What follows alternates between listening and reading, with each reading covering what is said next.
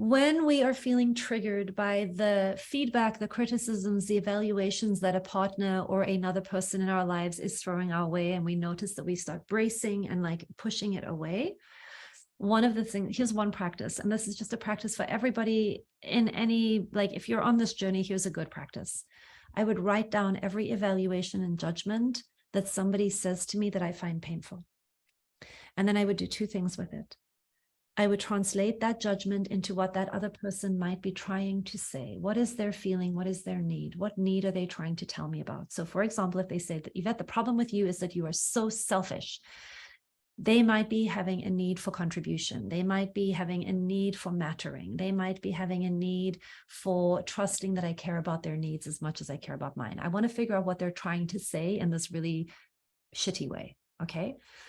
And then the other thing that I want to do is I want to find out, do I have that judgment of myself? Do I secretly fear that the problem with me is that I'm selfish? Because if I'm working overtime to prove how I'm not selfish, it's going to charge up my reactivity to that judgment. And then I want to make peace with the part of me that is selfish. I want to own it. I want to find the part of me that is absolutely selfish, and I want to love her up. So that when you say the problem with you is that you're selfish, I get to say, oh yeah, I can be selfish sometimes without it losing any dignity on my behalf, where I can literally make room for every possible judgment and evaluation to be true sometimes, but I get to be the authority on when I'm actually being selfish or not.